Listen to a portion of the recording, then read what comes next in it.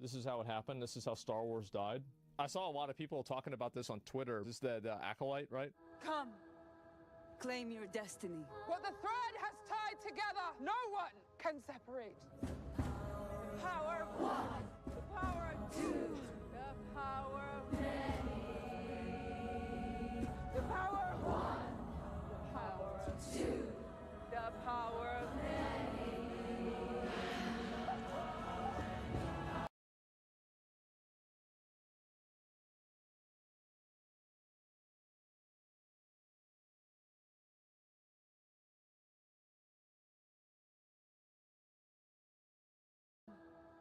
Claim your destiny. What the thread has tied together, no one can separate. The power of one, the power of two, the power of many. The power of one, the power of two, the power of many.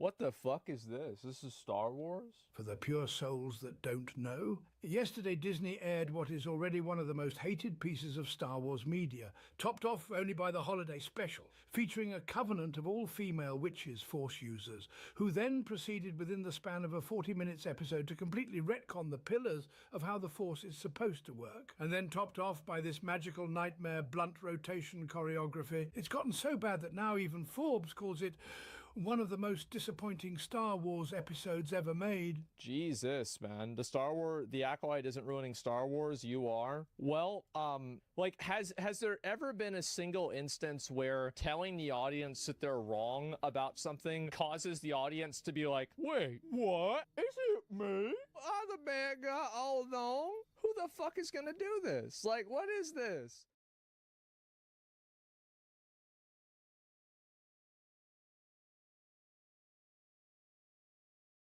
Do you feel like that's wrong, or do you think like those top three are accurate representations of what you guys feel about video games as well? Did you guys see this story that came out, the super elections? Yeah. So they pretty much polled their audience. They had 254,000 people respond to the polls, and they broken the poll down, pretty much asking like, what do you like about our games? What do you want to see more of our games? And what franchises would you like to see come back? Right, so that's a pretty good sample size, and they have it broken down very, very well, with 254,000 people responding. They have all sorts of franchises that need with representation in here, but the breakdown of this is amazing here. What is the one thing that we continuously hear over and over and over again about the video game space? The one thing that I always hear is it's a 50-50 split between men and women. That's the one thing we hear over and over again from the ESRB and the electronic safety, whatever it is. They throw out these stats that 50% of women play video, or that 50% of gamers are women. And I think that this Capcom Super Elections just shoves that back in everyone's face.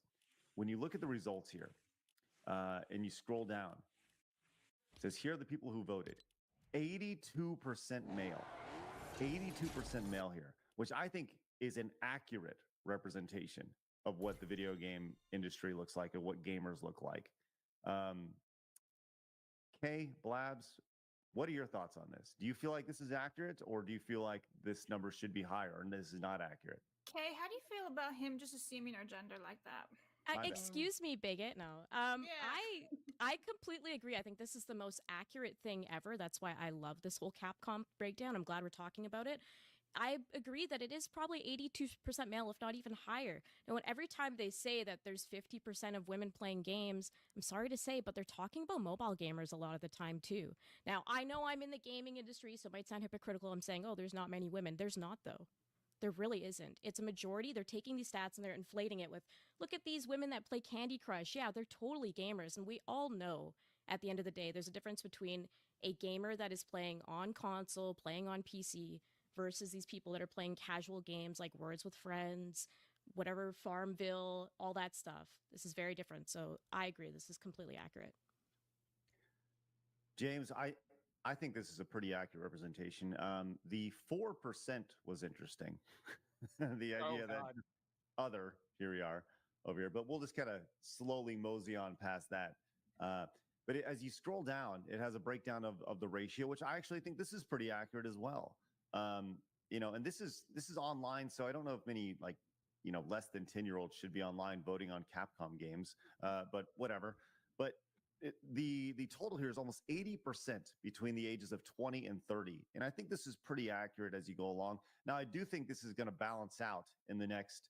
Well, maybe not balance out, but I think the 40s will increase to 15%, in the next 5, 10, 15 years as the 30-year-olds get a little bit older, right? Alex, we were talking about this. This is the breakdown of their voters here, with 82% male. And we were saying that we think this is a more accurate representation of the video game industry as opposed to the 50-50 that we're constantly being told that 50% of gamers are women. I don't know. What are your thoughts on this? I think if you include mobile gaming and tablet gaming, that does go 50-50.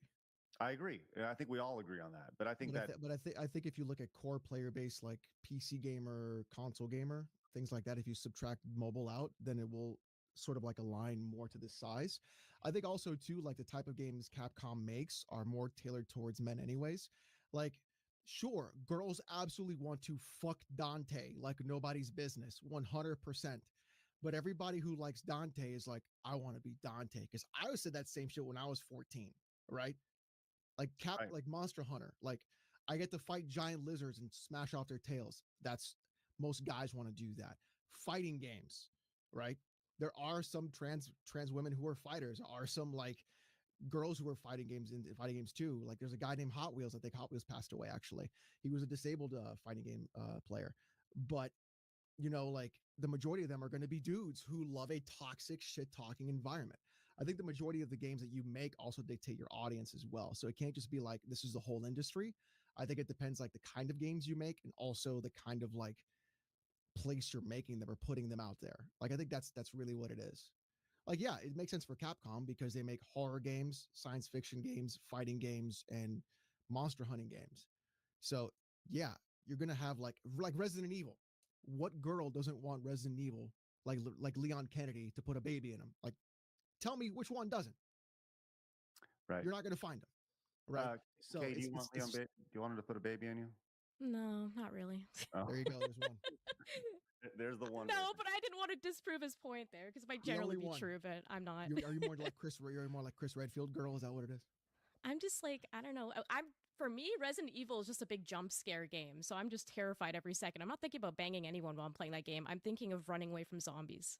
You're more of a Virgil girl, probably. That's probably what it is. Oh, God. Emo in the corner. Look, I love the Devil May Cry games. They're great, and I agree that I wanted to be Dante when I was young. That is so badass, swinging that sword.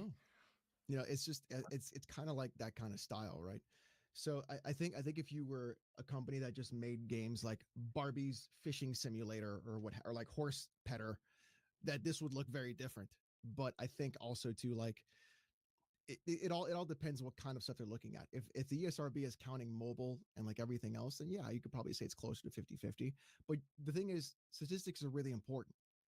And that's what people don't really look at. And the ESRB can say it's 50-50 and you could say, oh, okay. And you can just take that and run with it and be wrong because it's not the actual truth when you look into it. And that's how people like abuse stats all the time. So like stats is the most important class to take in college. That's how I learned like this is bullshit. So you can't just, just like these stats, you can't just take in a vacuum. Right. Well, they are fun to look at though. So let's continue to glance at them here. So they broke down the top 10 favorite Capcom game series by the overall world, and by Japan. Just based off a hunch, I'm curious, what are y'all's favorite Capcom series? And let's see if it lines up with the world's number one here. Alex, your number one Capcom game? Devil May Cry, but you have to like take away 2. 2 doesn't exist. Okay. James? Phoenix Wright.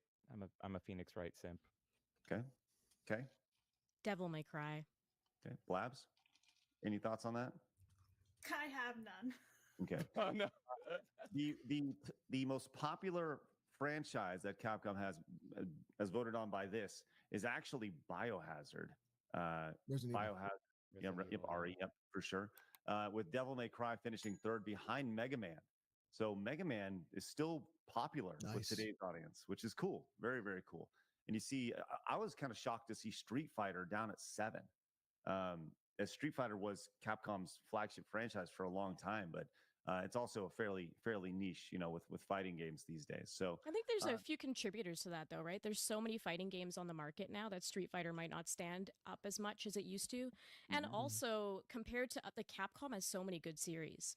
Like, look at how many people are fond of Mega Man still to this day, and those stats reflect it completely. I was not shocked to hear that Mega Man was that high. So if you look at those, like Resident Evil, Mega Man, Phoenix Wright being up there, like all of those are such strong series that Street Fighter is really strong too, but in comparison, I'm not shocked. And this is why stats are important, because Dino Crisis isn't the number 3 series that people want or people like on Capcom. They just want Dino Crisis to be remade. Exactly. Right. They're more looking at make the next game. So you can say, oh, people like Dino Crisis when they really don't. They just want the remake to happen for Dino Crisis. So they're going to pump those numbers up as much as they can to have that happen. And they actually ask that question as well, like when we get to it. But they say, like, what's the number 1 game you want to come back? And people are like, Dino Crisis, Dino Crisis, Dino Crisis. Right. I think it's so great that they're asking that question. Well, an even better question is this something Kay just said. Like, what do you look for in Capcom games? And I think this is just a bigger question. What do you look for in video gameplay, right? And just video games as a whole. And the number 1 answer was just gameplay. Like, fun games. Unique and attractive characters, unpredictable, exciting storylines. So we're looking for games, we're looking for characters, we're looking for stories. That's what people, I think people don't understand with all this stuff that's happening in the industry, right? Like the answers are literally right here in front of you. They just want games, stories, and cool characters, and that's it. That's it. That's the number 3 things. And like, make your music good. It's not that hard. We don't need to overthink video games, and I feel like that's what a lot of these developers are doing right now. They're really overthinking things, but like the answers are literally right here from Capcom, and I think this is actually a really good survey for the entire gaming industry to just look at across the way. So anyways, I don't know. Do you feel like that's wrong, or do you think like those top 3 are accurate representations of what you guys feel about video games as well? That's 100% accurate. Like that's completely accurate to what people want. And guess what's not on that list? Diversity, inclusion. I want to look like me in the game. None of that is there. Gameplay, exciting story, great music. Like that's what people want. They want a good narrative. Storytelling transcends everything. We don't need to look or feel like the character to enjoy it, right? So I think every single gaming studio in the world needs to bring this in front of their team, have a meeting, and go over this and really like discuss it. This is how you fix the industry right here. I like number 5 a lot. Depth for repeat play. I mean, how many times have we seen new games come out and nobody's replaying them because there's no replayability whatsoever? From Hogwarts Legacy to the latest Star Wars game, everyone played like the one time where they didn't even finish it and they like moved on to another game. When you look at this, it says novel worldview, and I would guess that's the closest thing that you could potentially get to like diversity, equity, and inclusion along the way. I think I'm reaching right there, but that's the closest thing that you could potentially get to it right here. But there's so many other factors associated with novel worldview. Could also be like the world building in the game as well. Yeah, that's true. That's like true. If you look at Doom, right? The new Doom came out. And what did everybody do? They fucking came. It was like, holy shit, look at this Doom game. Right. That's what people want. They're like, we don't want cinematic trailers. We want gameplay. We want to see what the game's going to play like to determine whether or not I want to play that game. And Doom does all of those things. Like it has the music, it has the character, it has like the combos, the style. Like Doom is very much a fighting game in first person, in my opinion. And I think that's why people are so attracted to it, because there's a skill cap to it. But it's very difficult for games to do that and for developers to do that. So what they'll do is they'll take the easy way out. They'll say, okay, what can we do that's going to be simple for a lot of people to play instead of making it for a few people to play? And then you get that constant, like, then you get what Dragon Age happened. And you get stuff like that. You get this like systematic churn of like the same game coming out over and over. If you notice, they all look and play the same.